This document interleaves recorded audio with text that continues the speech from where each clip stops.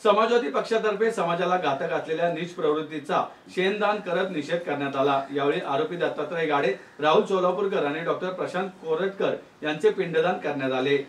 गेल्या अनेक दिवसांपासून महाराष्ट्रामध्ये महापुरुषांचा अपमान करणारी वक्तव्ये केली जात आहेत।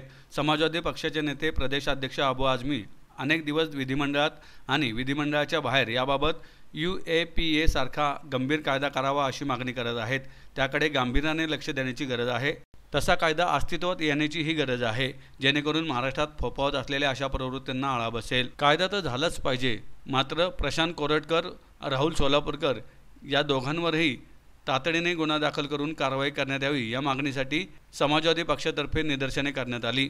स्वारगेट एसटी स्थानकावर भगिनीसोबत घडलेल्या अत्याचाराच्या घटनेने पुणे शहरातील नागरिकांना शरमेने मान खाली घालायला लागली। या घटनेमुळे पुण्याचा लौकिक धुळीला मिळाला आहेच, त्याचबरोबर महिलांमध्ये असुरक्षिततेची भावना निर्माण झाली आहे। पुणेकर नागरिक म्हणून या घटनेची लाज समाजवादी पार्टी पुणे शहराला वाटते आहे।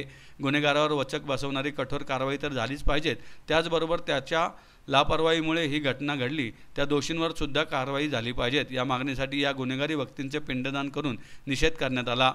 गृहराज्यमंत्री योगेश कदम यांच्या राजीनाम्याची देखील मागणी यावेळी करण्यात आली। चंद्रावती वापड पुतळा अलका चौक येथे झालेल्या या निषेध आंदोलनाप्रसंगी जांबुवंत, सागरबाई मनोहर, अनिस अहमद, दत्ता पाकिरे, शहाजान झारी, विनायक लांबे, प्रकाश कांबळे, ॲडव्होकेट अनिता देशमुख, दीपक पाटील, इब्राहिम यवतमाळवाले, अशोकराव गायकवाड, सलीम बडगेर आदी उपस्थित होते।